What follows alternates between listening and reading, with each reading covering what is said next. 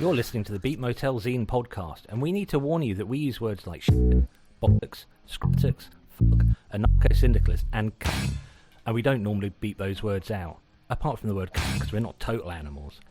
Now, we know as well as you that your children can hear these words on any street in Britain, possibly any street anywhere in the world, but we also appreciate that you may not want to invite these words into your home if you have children or sensitive pets nearby whilst listening to this podcast. Nah, fuck 'em. So listener discretion is advised.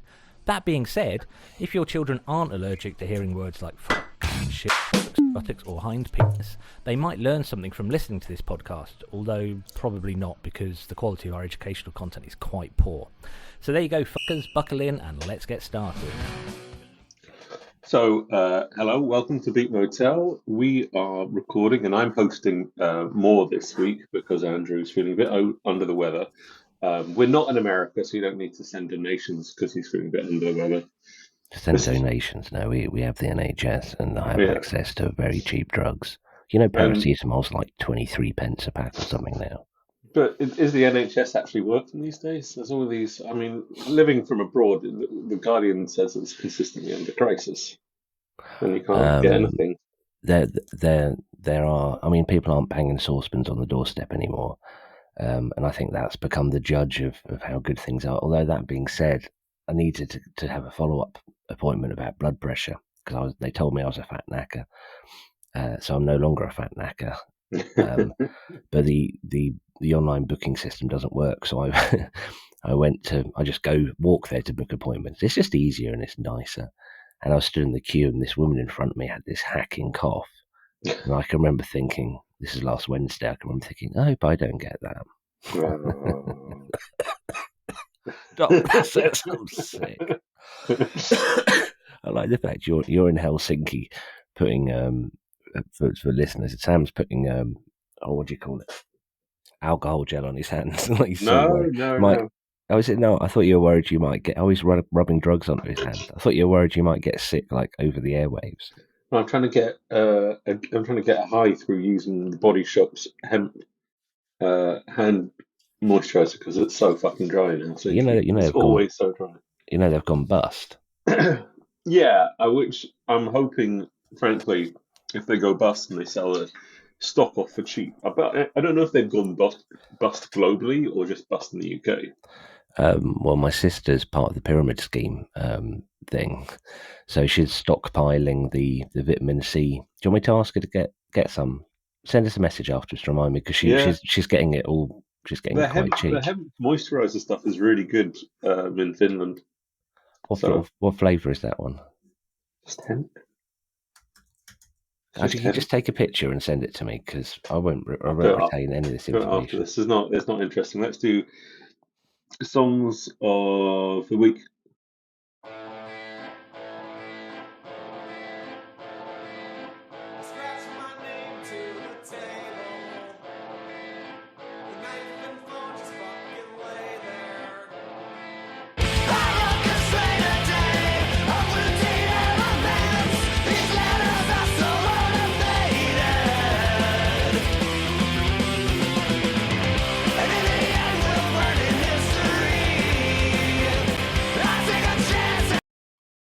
Such a good album. It's the only album I like of theirs. I don't like nothing else has clicked whatsoever. No, that album is just from start to finish is astonishing.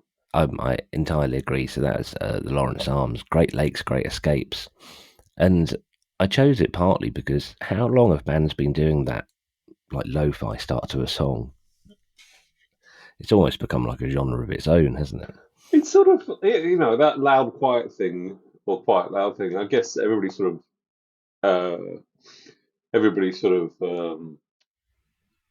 gives it to the Pixies, who really sort of pioneered it, who really made it a thing. I suppose they did, but we saw them at Brackrock, didn't we? Pixies? No. I have seen the Pixies. I saw them at Reading, but I was not in a well state of mind. That's interesting. I saw the Pixies, and a good friend of mine who now is a quantum physicist, nuclear physicist, not nuclear physicist, who was funded by the American government, as far as I can understand. All his projects are funded by the American I government. almost said his name then. Didn't mean to dox Um, him. but well, everybody knows you can find him on websites. But anyway, Sam's introduction to the internet. you can find him on OnlyFans. OnlyFans for Wow, people someone gave him really into quantum physicists. Wow, look, someone gave him £100,000 tip. Who was that? Oh, it's the American government. But no, we went to see the Pixies, and when they reformed and they were playing Brixton Academy, and we went to not the most hygienic looking restaurant beforehand in Brixton, and it was a sort of nominally Chinese sort of food. I would say not really, considering what I know now about it. British Chinese sort of old school fare. And I said to him, "Don't eat the meat. I wouldn't trust it here. Go for something vegan or vegetarian." He trusted the meat, and beforehand, before we got between the restaurant and the venue, which was about a 5 minute walk, he ended up throwing up in a bin. Oh man, Which you is know, Buddy just going, "Nope, not doing this." I know you mean like notionally Chinese. Like it's the guy from the streets summarizes it in crap in plastic trays, just that sort of brightly coloured stuff, and like any Chinese person would be like, "What the hell is this?" But And there yeah, are a lot of Chinese people, so that survey might take a while. But no, but we saw Lawrence Arms at Bradbrook. yeah, I've interviewed them. Have Have I? you? Yeah. I saw them in God, I can't remember. Maybe the Astoria, London Astoria, when it doesn't open, Oh, it doesn't not. don't look And for it; it's no longer there. I went through a phase when I was doing stuff for Punk News where I didn't really want to interview bands, but the PR people said you can only have guest list if you're Oh, interviewing bands, and was I that? said, okay, I'll What, interview them. I did that a few times, but they were on Fat Wreck at the time. Yeah. So that would have been the lovely German lady. What was Oh, her I, name? I don't know, but I'm not very good at creating relationships with these people. And but I was like, oh, that's fair enough. I understand that sort of side of things. Um, and it was a great interview. The guy was lovely, really nice. He was It's, sort of at that. He was sort of at that pissed. I think I've talked about this before, but he was at that pissed. Like he was that level of drunk where you don't really know to shut up, which is I know such who a it was then. nice position as an interviewer. As an interviewer, yeah. So that was Yeah, the bassist, sort of yeah, main singer. When we saw him at Brackrock, he was blattered. yeah. Oh, didn't And he start insulting bands and stuff? He started taking the piss out of them or something. he did, but in that again, that sort of level of drunkenness, I couldn't tell if he actually meant it. I mean, it's We not like couldn't there's tell a if his huge. band, the rest of the other two guys were a bit annoyed with him either, going, He "Calm down a was bit." he was a bit all over the place, and to be honest, I was a little disappointed. I know, like in especially in punk, it's not. No one owes you anything. I kind of like the whole thing of bands go on stage and fuck it, you get what you want, and so you get what you get, rather than like a polished routine, and that's absolutely what I love. But I was a bit like, oh man, that was like the one band at the whole festival I was really looking forward to. I don't know if it's you get what you get but I mean, I get this is the things that I think those touring bands have to make life entertaining for themselves somehow, Mm. but at the same time, it's sort of a bit depressing when that's the only way they can make it entertaining for themselves. To be a bit of a I don't know. My memory is that it was a bit of a bell end. But anyway, this is not a bell end, and uh, this is my track of the week.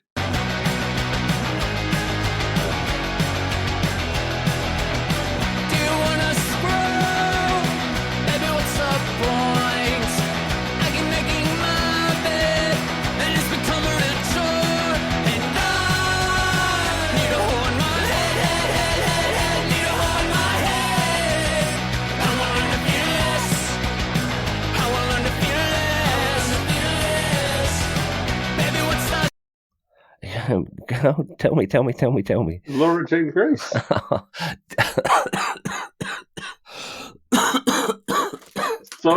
so good. It made Hang on, I Andrew can't hear cough you. a I lot. can't hear you. Change. Why? Andrew just changed hats. Oh, I've changed from Mid Suffolk Light Railway to Starfoil International, which is a Dutch company that does foiling. Why?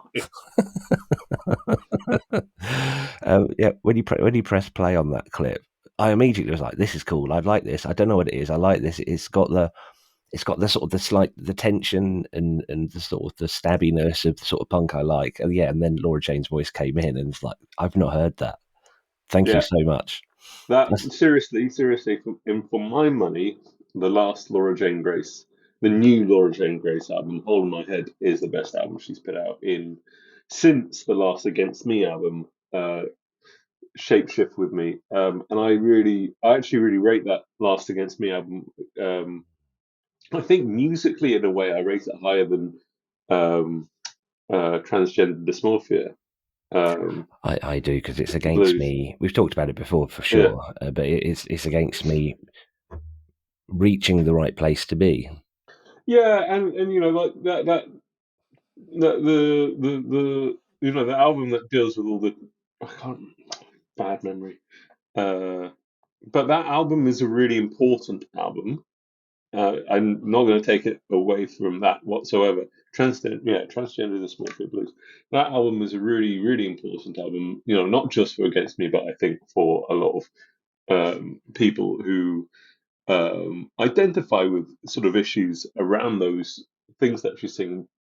But musically, it is a very sort of concentrated sort of. It's musically because of the process of making it. The story of the making of that album is really interesting. You know, they lost their studio, they had to put it back Burned together again, and down, all. didn't it? You know, the band sort of broke down. It was just her and James Bowman at a point, and then friends sort of came in to save them. And it's a really sort of or help them out right, rather than save them. But it's a really cool sort of story around that album. But then the Shapeshift with Me to me is like an album where they sort of rediscovered their panache for just writing, something, just sort of like, oh, we've done the important thing, let's just have fun again. And they still had those songwriting chops. And I think that was the best album they had put together musically since New Wave for me. Mm. And then this, and I liked one of the albums Laura Jane Grace did in the interim between Shapeshift with Me and I can't remember what it was called. I should look these up really. Do some research then. Fuck off now. You do some research. That's my life doing research. I don't want to research for this. So she did, yeah. Was it Bought to Rot, which was good. That's a good album. And then she did Stay Alive, which was apparently demos. It was like she did it with Steve Albini, and it Wow. was but it's all demos of what should have been Against Me songs apparently, and It they sort of sounds like that though. and I quite like the fact that this album feels like demos as well, and there's some songs that just like scream out for James Bowman's backing vocals. Like that Laura Jane Grace has in mind the same sort of backing vocals that James Bowman is so fucking good at. So incredibly good at. And there's some points where I just want to hear James sing behind her, and I want to hear, you want to hear a real drum kit behind what she's playing, and but the whole album is it's just fantastic, and I can't say anything bad about it. I think she's really come out slamming. There's loads of rumours abound on Reddit, and people are trying to read. Obviously, she's doing press because there's an album out, so people are always trying to read between the lines, and it equally fascinates me and pisses me off that people are always trying to figure out if Against Me are gonna come back. And of course, I want to know that, but I also think just give her, just leave that Embrace just for what's a minute. there rather than sort of live through that. I mean, I'd love to see you guys, also, but yeah, and also I have read a few interviews with, and she says that you know, I think her and they basically all had a bit of a, the band had a bit of a breakdown when, and they weren't really enjoying themselves when, what's it called, COVID hit.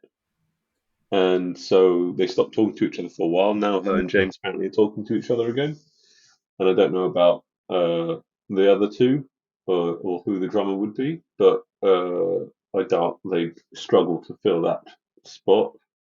And she said, "Yeah, let's see what happens." I All think right, they'd only just got Andrew back in the band, hadn't they? The yeah, bassist. yeah, but and actually, what this album sort of hits at certain points is that Laura Jane Grace knows a good bass line as well. Hmm. I have to say, it's sort of, So and it's not a band then; it is her playing everything. well, the drums I think are a drum machine on it. Sounds it's hard to tell these days. No, But tell it's you just what, it's the constant beat without any fills or without anything. So I'm I going think drum it's an machine. aesthetic choice though, because that can you just play a little bit of the clip again? Just play me like a few seconds.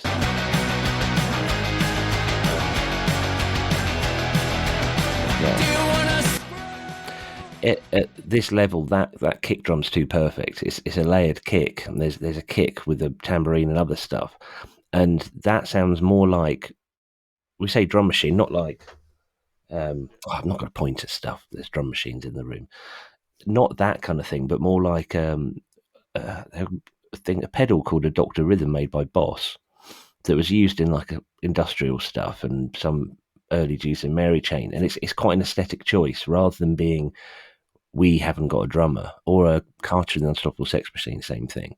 It's not let's try and replicate human drummer. It's like let's just get the beat going and just leave that to one side, rather than it being all big fills and Well, this is. I mean, there's a certain aesthetic choice that she sort of makes a lot of the time when she does non against me stuff, which is quite a lo-fi aesthetic. When she does like stuff under her own name without a band. If she does a band, she goes for an aesthetic, but a higher level aesthetic. But with this stuff, it is like it's lo-fi. It sounds, and this is why it's to me, it's like it sounds like they're well-rounded songs, but at the same time, the layering of vocals that she puts on it, it's sort of like it's reminiscent of Against Me lead backing trade-off stuff, and I it, absolutely agree.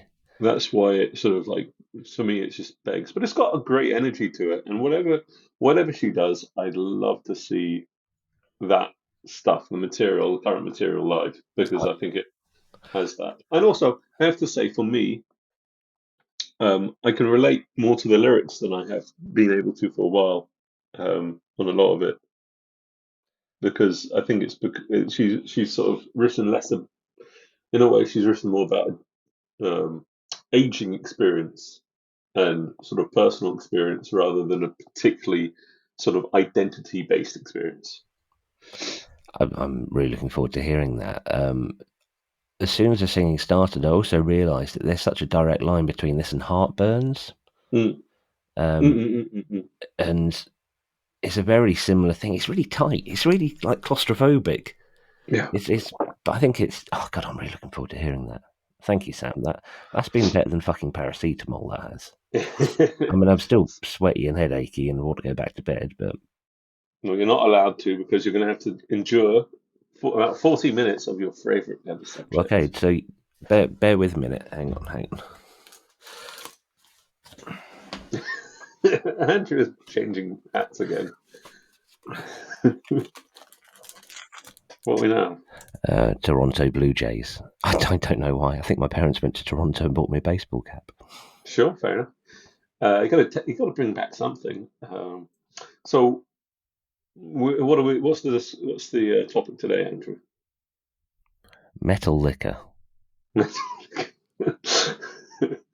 uh, and what's your impression of Metallica? Let's get this out of the way. What's your thoughts? How do you feel I about them? straight up don't get it. Every time I've heard Metallica, there's like the big obvious riffs like Enter Sandman, and I've watched a lot of the live stuff. They headlined Glastonbury a few years ago and played for 16 hours, and I don't know. I can't find a hook in a lot of Metallica stuff. I don't know. Really? I don't know what to pin stuff on, and the production of the older stuff with the no bass guitar, it just sounds really strange to me. And I thought that the more into metal I got, the more I'd understand Metallica. I thought that if they are, you see it like like a musical pyramid scheme with like Metallica at the top, like being sonically and whatever supported by lots of bands down the bottom. So like bottom part of the pyramid's bands playing metal in pubs, middle is bands sort of making a living for it, and then the top's Metallica. I thought, if they're like a summing of all those things, I thought I'd start to understand it the more I got into metal. But what I like about so much metal is how aggressive a lot of it is. Just for anyone who doesn't know me, I'm not an aggressive person, but it's the same reason I love techno. It's the sonic aggression. But I'm yet to hear any Metallica that either has a hook that I can catch on to. That being said, the last episode you did play a solo that was really, really, really good. So what do you hope's going to come out of this episode? Well, maybe not that you want to go back and listen to them, but you can sort of appreciate why they're knitted together, and they're sort of maybe as not as big as it's impossible to sort of justify why they're as big as they are. They're one of the biggest things in music ever. They've sold. Was it? I noted it down. They have sold just one album has sold 16 million copies in the US alone. The Black Album. In the US? Yeah. Worldwide, they've sold over 125 million records. That's wild. Is the Black Album the one that they were? I watched that. That's Enter Sandman. What's the documentary, like the 4 hour Oh, long? St. Anger. No, that one's considered like a dud, like a necessary process for the band. Because I thought they all came across as complete bellends. Apart from who's the guitarist with the curly hair? Kirk Hammett. Yeah, he seemed quite nice. He's And the Les Claypool was a good friend of him. They went to school together. Oh, wow. And Kirk Hammett was Les Claypool's drug dealer. Speaking of drugs, before we go any further, drugs are bad, McKay and all that joke, but I am going to do some drugs on the recording. I'm doing paracetamol and ibuprofen. Oh, yeah. I was going to put them in a line, and I thought that would be a stupid idea, so I didn't do it. Right, I'm ready. Yeah, I don't think that album puts that stuff puts them in the front line. But let's start the music. So, first thing, you can't hear the bass.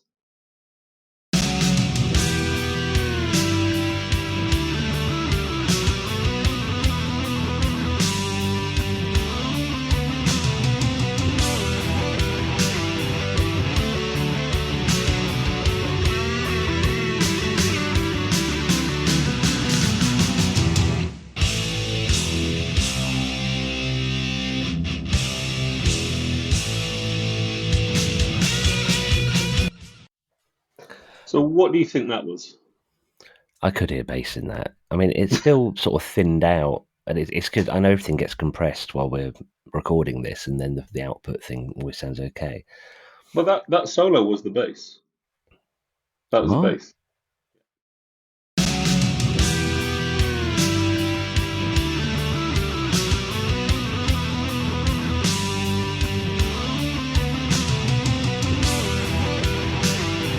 What?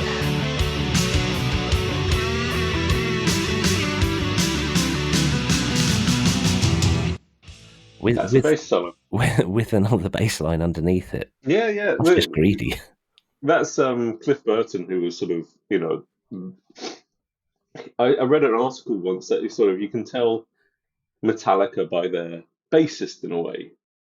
And he was apparently classically trained, and he seemed to bring into Metallica a lot of drama and a lot of layering. He really knew, he sort of seemed to bring sort of orchestration to the first, I would say not the first album, but the second and third albums, Master of Puppets and Ride the Lightning.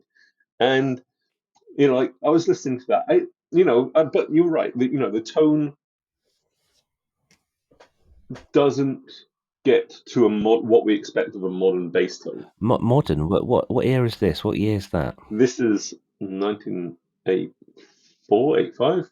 Oh no, that bass sounded, but not the one in the background, but the one doing the solo sounded absolutely fucking great. But that is not a good era for that kind of production. No, this is it. They suffer. I think Metallica have always suffered. Always suffered from sort of a slightly questionable production.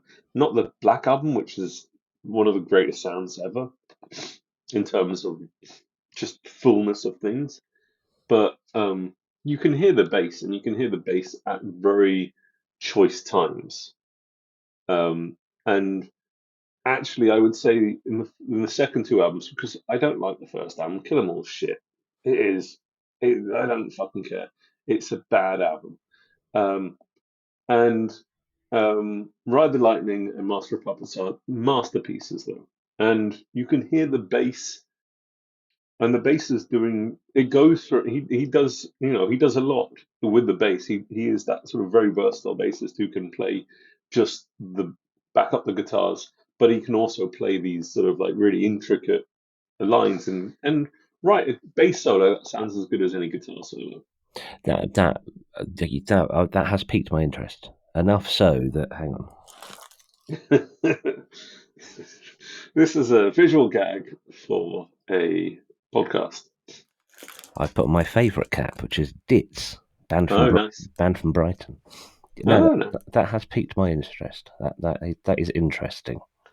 So there is in the first, I would say when they sort of slow it down a bit and when they get a bit more orchestral in Ride the Lightning and Master of Puppets albums, there's a lot more going on musically. There's a lot of intricacy going on, and then they also sort of so we're going to move on next to this very controversial. So we've gone from bass and a lot of bass, very high in the mix, prominent, to this.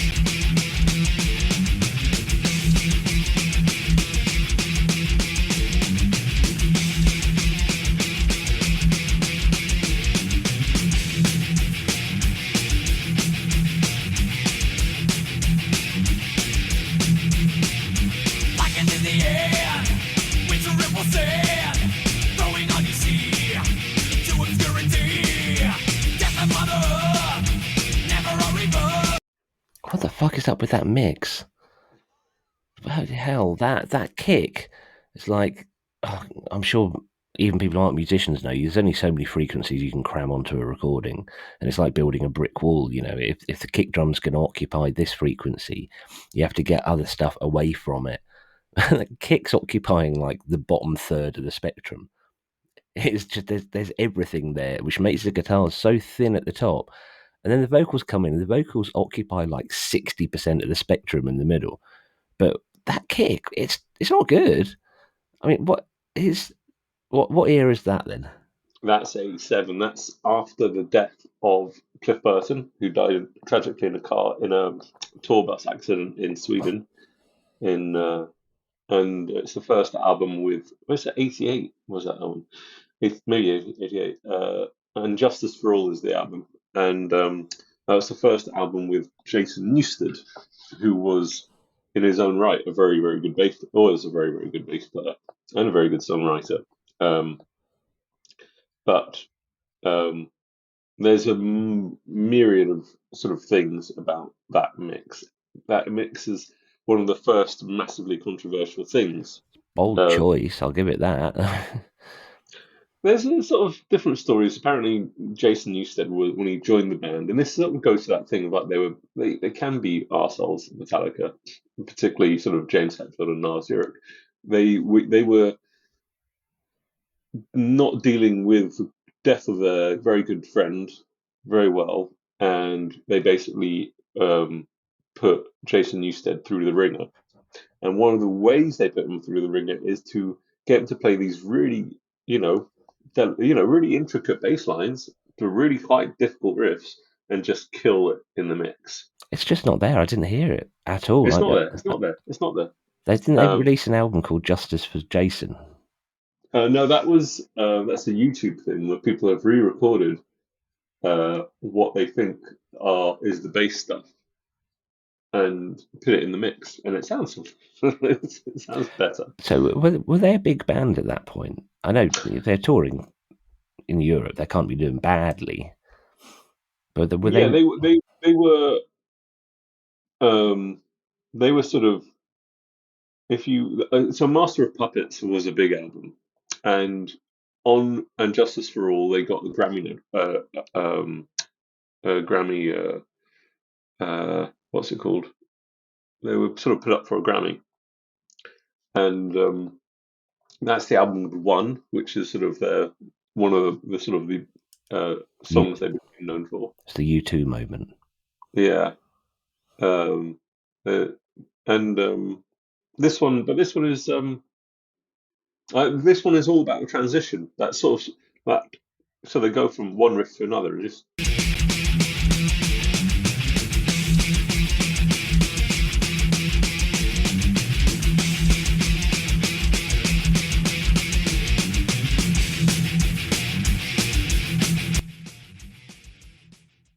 I like that leaping around. No, I think that transition's cool, but just where's the bass? So Yeah, the mix is inexcusable, but it's I mean this is this problem, and we've talked about this before. Like you sometimes hear stuff recorded in the 70s, 80s, particularly sort of stuff around like metal and hardcore, where the just if you're not introduced to it at the right time, you'll never get past that stuff.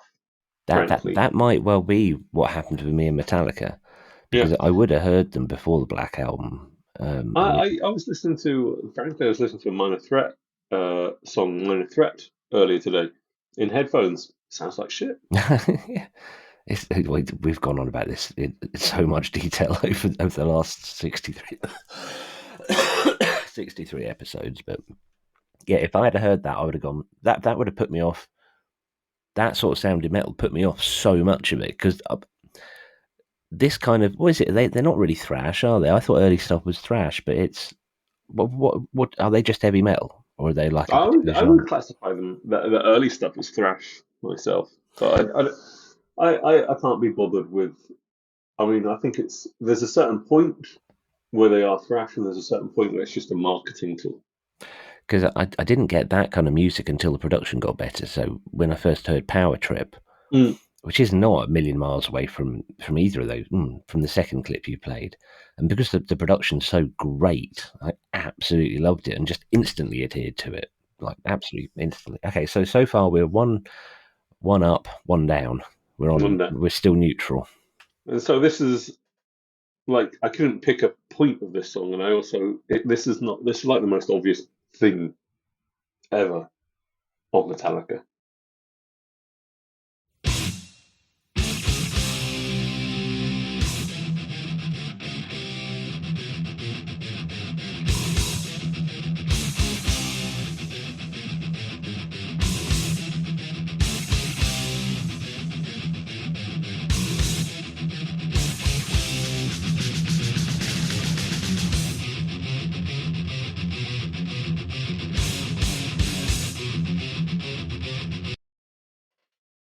Where's it going? That's actually a bit of a tease. Yeah, that whole song is like, it's everything they did in Lightning and Master of Puppets, sort of perfected and put together, and it does everything. But also, I sometimes feel like Lars Ulrich has really given us short, sort of, as a drummer, as a musician, because if you listen to that drum fill, he sort of does this nice little. He sort of starts slow and does this nice little roll, and then just ends with a splat. And it's really, he sometimes, he's limited, but he also has style within that. I've never understood why he seems to get so much shit. It's just like a meme almost that people do it without actually having any real good cause. I've never had a problem with any of his drumming. Certain people are, well, he's not the best drummer. Like, who gives a fuck? If you're only going to listen to music because it's the best of the best, listen to jazz and listen to nothing else. Go on, fuck you, fuck off. I have to say, one of my problems with Chess is that, frankly, they don't have very good riffs a lot of the time. Yeah, so you can be the best musician, but it doesn't mean you're the most creative performer. No, or you know what? Hey, we've fixed particularly music. is- That's it. That's it. We've summed it all up. But one of the things about that is they just have, when they're on form, they have riffs for days. They go through I don't know how many riffs and variation of riffs in that song, but every single riff in Master of Puppets is fucking incredible. So that's from Master of Piece of Muppets. So that's mid 80s or late That's 80s. 86.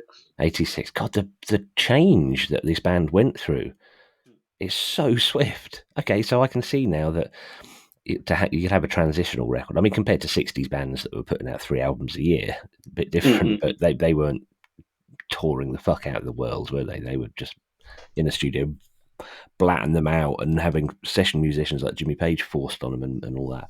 But yeah, I can see the God, sorry, that phrase, having Jimmy Page forced on you.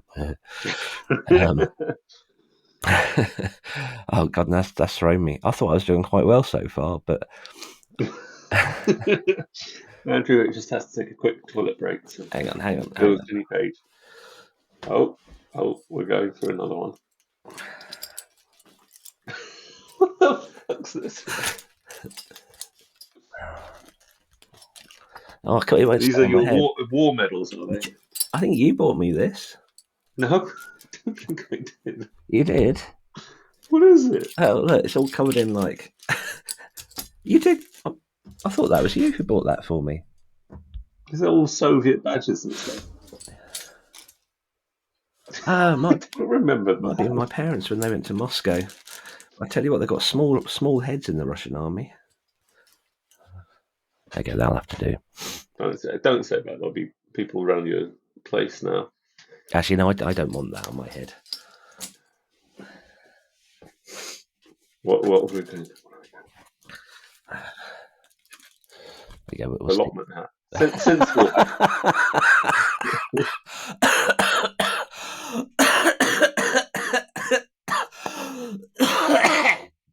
It's like a elongated version of Black Sabbath. Oh.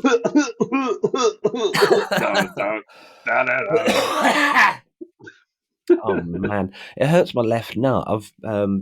I've coughed so much now. It makes one of my nuts jump every time I cough. Like a little string between my lungs and a little boink boink, which is the thing apparently. I think the thing for me is that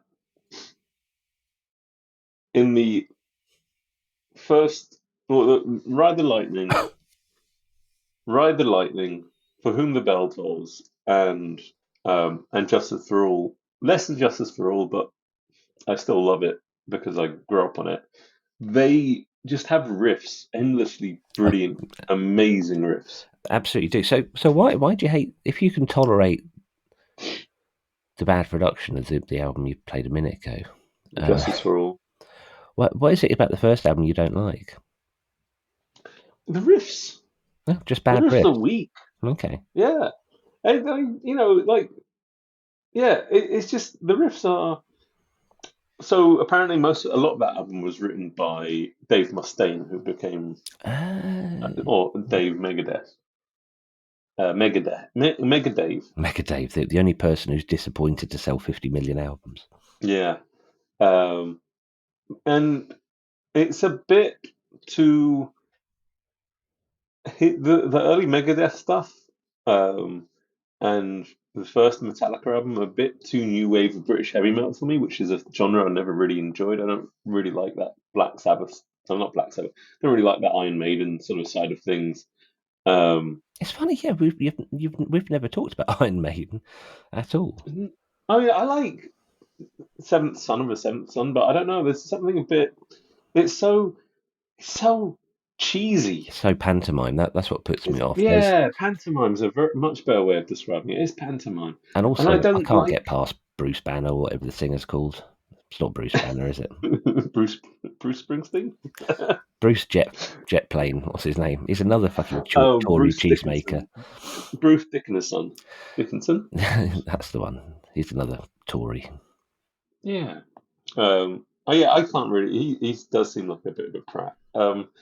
But I just pantomime is a really good way of sort of saying it, and it's loud and it's noisy, but it's not aggressive. No, it's we're such a contradictory bastards. I suppose I am, because I hate the pantomime of that kind of thing. I like black metal, which is just like, mind you, I don't really like the black metal that is all pantomime. I like the black metal that is blokes in jeans and t-shirts with non-spiky guitars just playing fast. I don't like the all the really the blood and chainsaws and stuff. I mean, yeah, there's sort of that's an interesting thing of like picking and choosing what part of a genre you sort of identify with.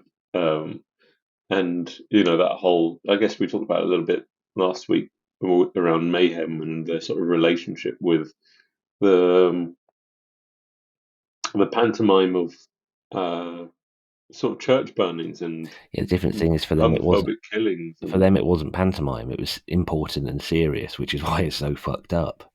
Yeah, well, that's why they were teenagers who. It's like those teenagers who go and do this. Basically, they were a gang of teenagers, some of whom would have ended up shooting up their schools if they were in America. Basically. And the thing is not to sort of condemn them for being sort of, but to ask the question of how did you go so far off the fucking rails? Yeah, what safeguarding didn't happen in their lives? But and why can't you just sit down and watch some comedy for once? Have a wank. Just have a wank, have a laugh, have a wank. Look at your dick; it's funny. This one is pantomime though as well.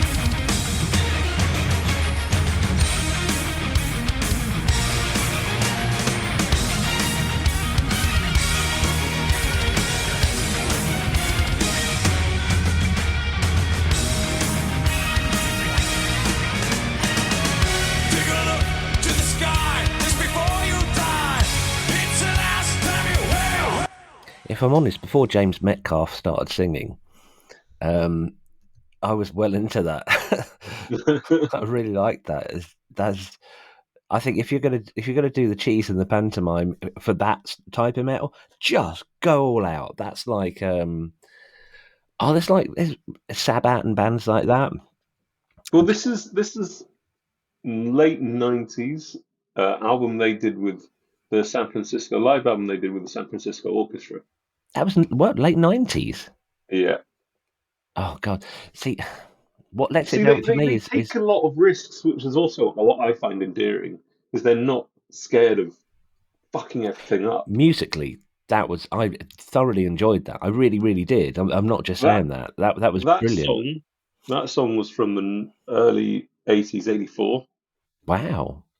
Played with an orchestra, but it's actually, that's interesting because the part I was hoping was not this bit.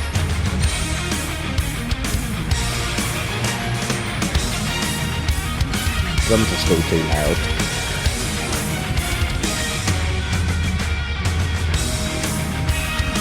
Wait for it. The voices, I like the voice.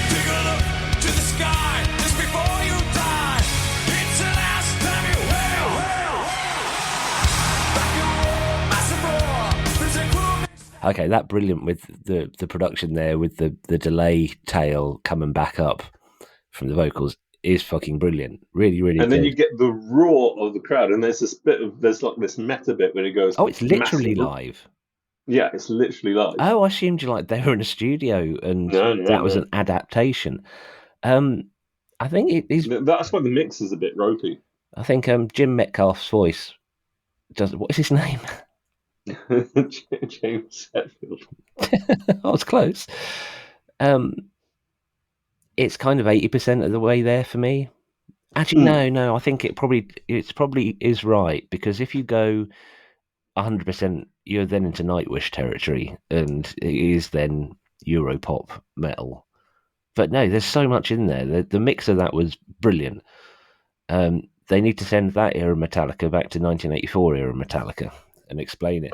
Well, Because there's I Kirk love. Hammett, I assume it's Kirk Hammett, like just doing a really screechy, almost Robert Fripp type solo. It's not even a solo, it's just a thing. And it was just so perfectly placed in the mix. I mean, Kirk Hammett. Haven't really highlighted him. I think he wrote these really fantastically melodic solos in actually the sort of the first half of the career, and then I think he got, they play so much, they tour so much, he got bored and just wants to improvise stuff now. So I can't blame him for that. I think I'd love him to be able to compartmentalize, sort of go, I'm going to write something for the album, and it's going to be really sort of melodic and great, and then I'm going to just do what I want live. But I guess people, people want what they want. So what are they like live? Because speaking Oh, of, they're amazing. but Come are on, they they've just been playing stadiums basically since the late 80s. so? I mean, but are they just straight up versions of the songs, or do they muck about with them? Well, you're saying They Kurt muck Hammett, about, they do muck about because you'd and really they play want with that. the audience as well. And they sort of, like that gap isn't like that on the record.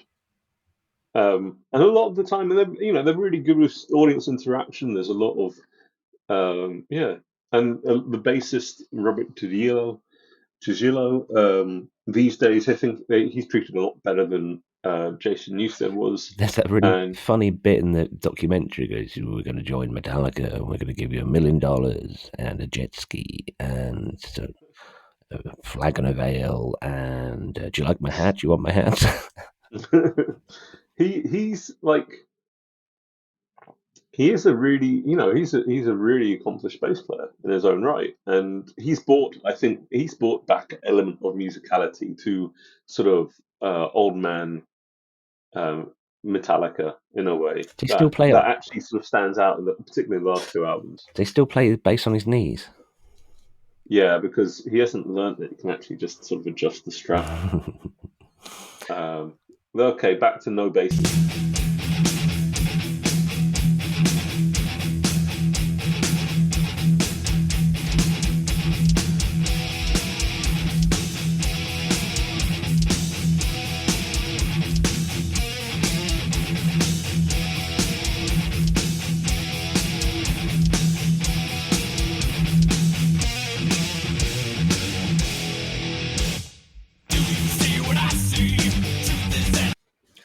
That's so odd.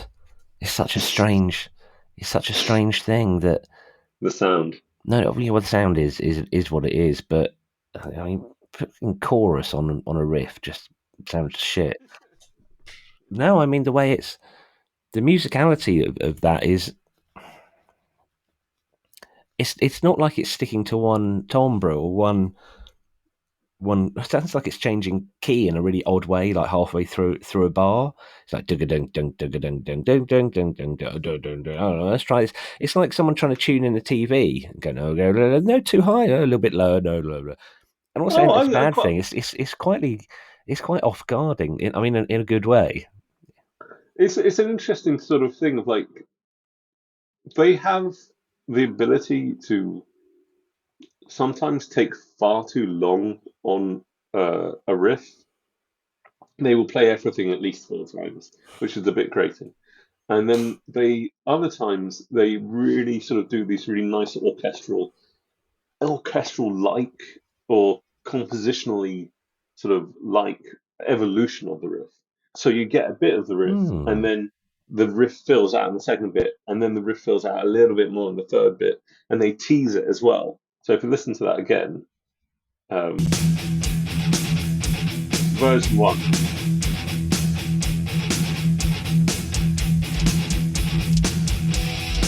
Version 2.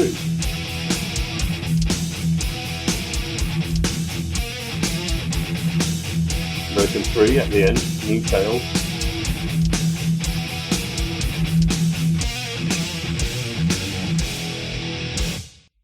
So that's really well orchestrated, in my opinion. That's a really sort of like we hook you in, and then we evolve it, and we bring it in, and then we bring in the changes, and I see. we tease the change, and then you cheese the whole change It's comes techno production, is what that is. in. But that's 80s, before techno production was a Oh thing. no, techno. Jeff Mills and whatever was doing it in Detroit by then. But I noticed that we're in the car, and that really famous one came on. So I'm starting to Enter Sandman. yeah. And I noticed that the start of that does the same thing. It sort of teases the riff. I know, I like that. I mean, that is, I'm probably quite a suggestible person, but you just saying, sort of explaining that appeals to me a lot more, because I'll start to hear that. I'll start to hear that happening. But They're like, in a way, they're like a moronic version of Queen, without any of the musical sort of uh, roundness of Queen, in a way.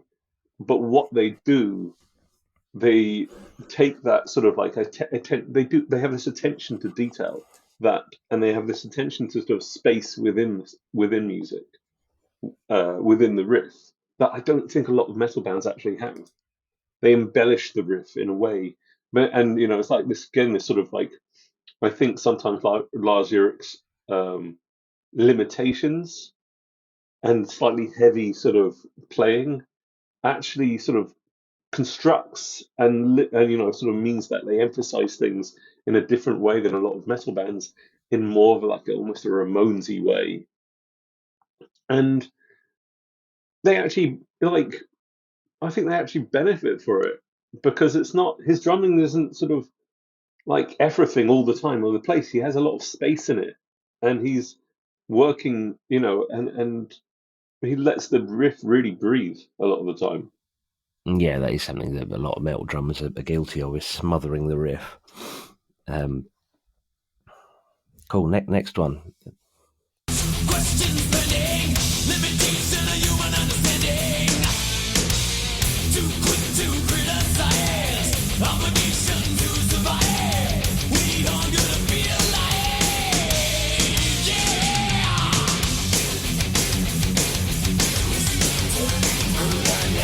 All it is, ever was, will be, ever twisting, turning through the never.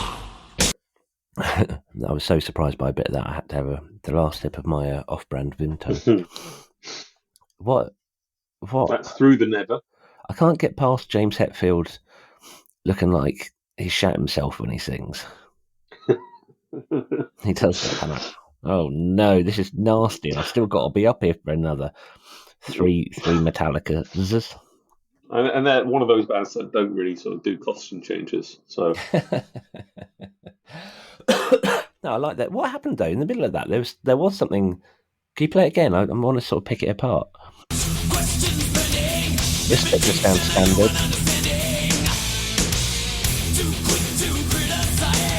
Something like that.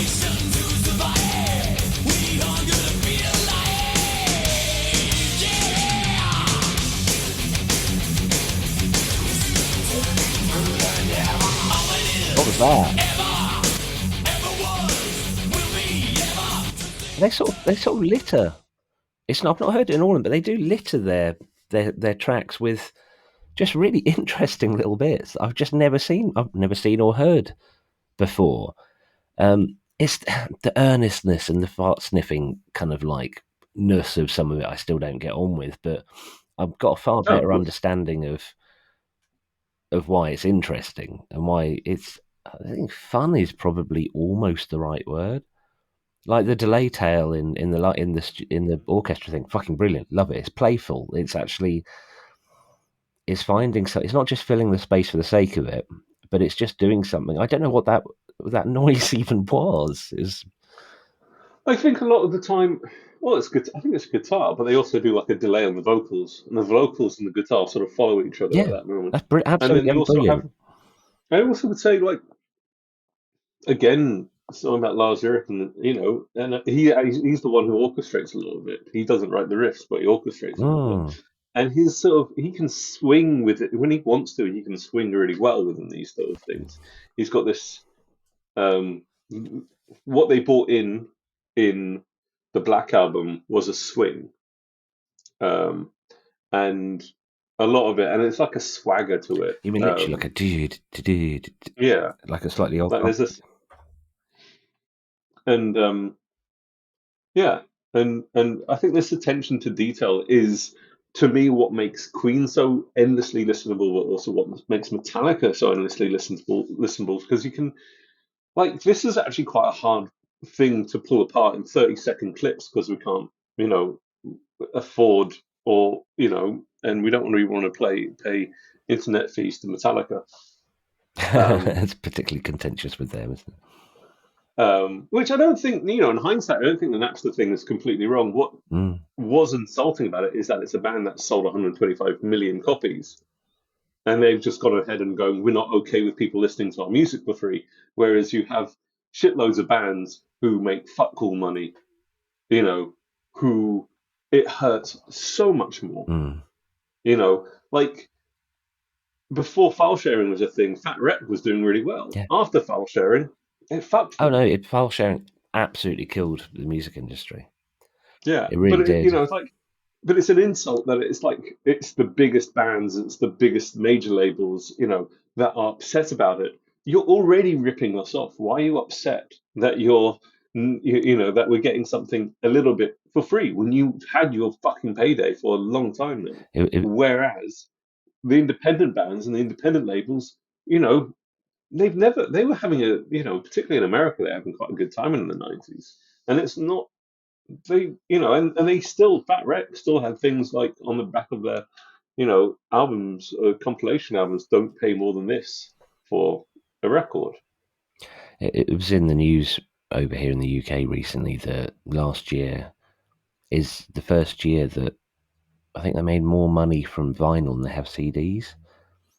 And Izzy's sort of becoming aware, my daughter's becoming aware of records now, and HMV will charge 35, 40 quid for an album now. And you're like, well, clearly they're making the money back, but people seem to think that in the 80s and 90s, when the labels were making a lot of money and the bands were making a lot of money, it was still a rip-off. You know, a record costs, it's something insane like 30 pence to press once you've mastered it all. It's a blob of PVC that's stamped. It's basically like a round big badge that you don't wear.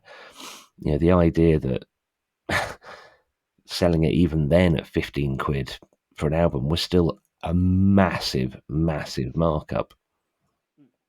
And that's why I kind of liked when the file sharing thing really did kill a lot of stratas of the record industry. I was kind of looking forward in a way to seeing what genres would roll with it. And I think extreme metal and punk are the two, and a lot of electronica stuff as well, are the genres who have rolled with it, because they've gone, look, we know we're never going to make millions from this shit, so at least hear us and buy our merch. I mean, it's the way I think you and I operate to a certain extent now. I don't have a desire to fill my house full of physical copies of things, but I'll buy T-shirts and patches and hats and whatever. Yeah, I mean, I've found a way of streaming my at a high level, my Bandcamp Oh, have you? FLACs onto my system, which, Oh, you know, like, I'm happy to do the Bandcamp thing. I think that's my favorite. That's my favorite thing. Way of buying music. But what I find quite aggrieving is this. Like, I want to know what the markup of it. Like, you're buying an album that, like, has recouped its cost several times over. Take, take like a classic jazz album, like Kind of Blue. Like, why are you selling it for?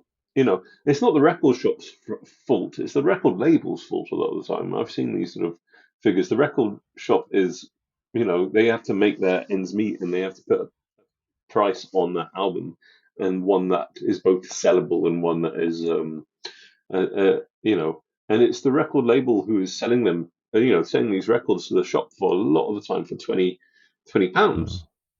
And this is an album from what they've repressed from the 1959, and it probably recouped its cost in 1959. almost all the artists on that album are dead, so then maybe you're paying sort of performance royalties to, the family still a little bit. But I'm sorry, it's all profit. Punk rock ruined her life. Many people just don't give a shit. It's still, that stuff still matters to us, doesn't it? Like, show me the capitalism logic behind this. And that's that thing of like, sometimes you see an album on Bandcamp, and I like when bands do this. They say the vinyl's going to cost this much money, but you can have the download for your choice of, and I always think that's a really cool attitude to take. But I also understand why some bands don't take that attitude at all. They say, we want at least £7 for this record. I think £7 is a good, and knowing that it goes, almost all of it goes to the band's pocket, feels a lot better than knowing that a lot of that money goes to the record company, who isn't going to do anything apart from pay executives with it. They're not going to invest it in new artists. They're not going to invest it in new recordings, particularly like these re-release labels. They're not even particularly going to spend particularly good money on albums being remastered. That's why you get people who are specialists at remasters, and it's a good remaster or good remix when they plaster the person's name on the front of it. If it's not that, it's someone who's got skill, but they're not particularly amazing at it. They're not like a genius at it. Yeah. Anyway, this is the punk rock part.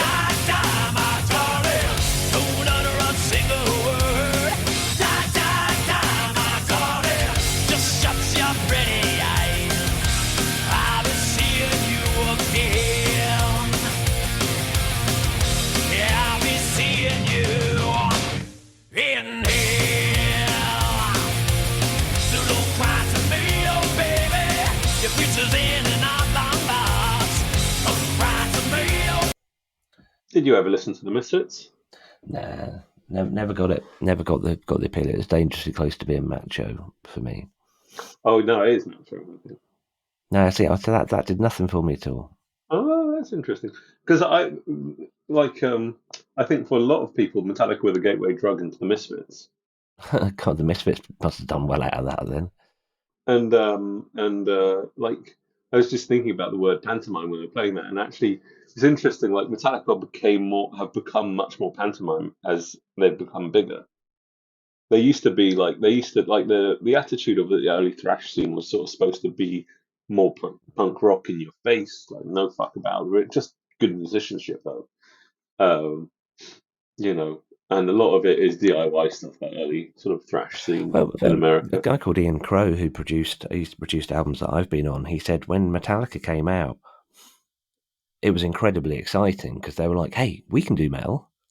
It suddenly became attainable. It suddenly became something that was a realistic proposition to do. Before then, metal had always been so kind of grand and so produced and so massive. So thrash turned all around. Well, maybe that's a good point. I never understood what the game changer of thrash was, but maybe that's the actual game changer of thrash, is that it did for the metal community what punk rock did for rock and roll. Yeah, I think it brought this sort of immediacy and this sort of everyman aspect. You don't need anyone's permission to make it, kind of thing. And you don't need to, you don't need to wear tight leather trousers. They can be jeans. And your shirts don't have to have sleeves on them. Your hair doesn't need to be washed. Your denim jacket doesn't need to have sleeves on it. Yeah. So where does stuff like municipal waste and whatever fit into this? Well, it was the thrash revival. Oh, I thought it was at the time. Was it not in the 80s? No, municipal waste, I think late 90s or early 2000s. There was basically there seemed to be a point where Metallica did this sort of thing. Last track.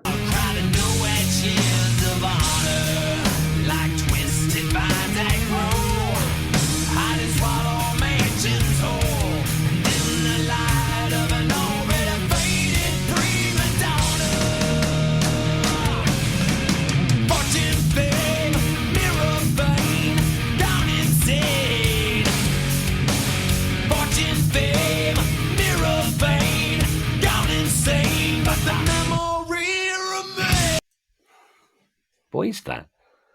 That's Kudos the to memory remains getting a from dub. load. Sorry, you managed to get a W into Donna. Now I'm from Suffolk, and we had Down. we had vowels that we had extra letters into everything, but so yeah, just downer.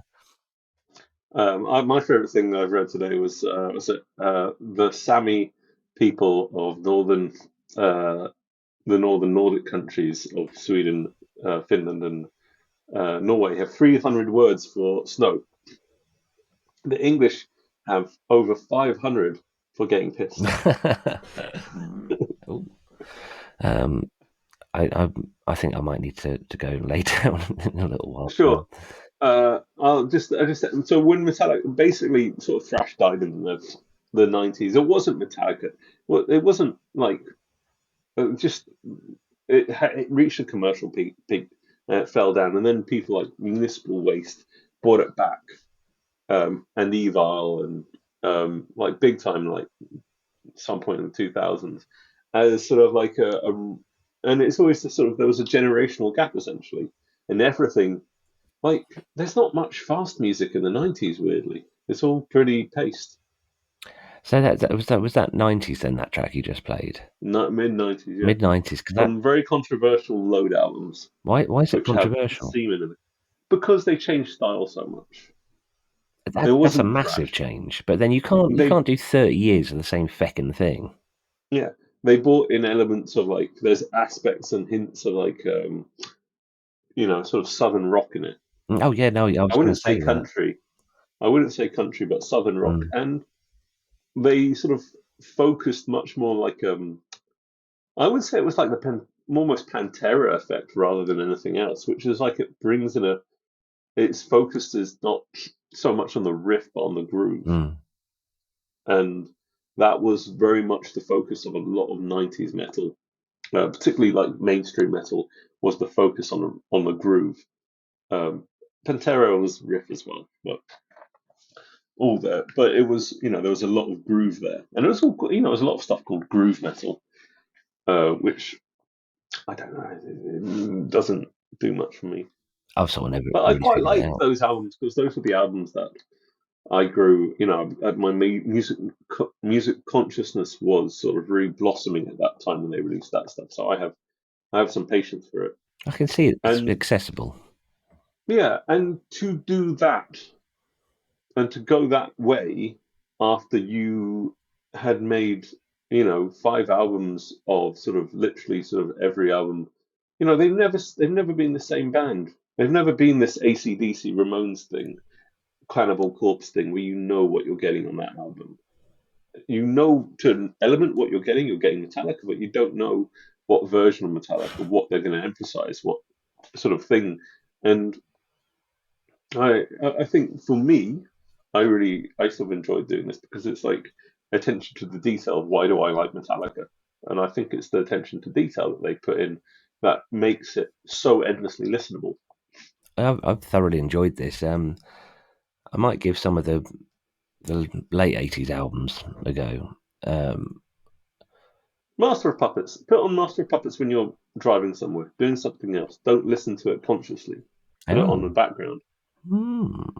Metallica are the best band for, and this is one of the reasons I think they're so popular, is they are really good for, like, they pick out, your ears will pick out something and go, that's cool. But then if you actually pay attention, you sit down to it and you go, oh, you could have played that about 3 times rather than 24 times. So yeah, very, very much enjoyed that. Thank you very much. My voice has gone lower now, so Next week, Andrew will try to convince me to like Sugar Babes. I'll give it a go. Go and lie down, Andrew. Do you have anything to say to the people?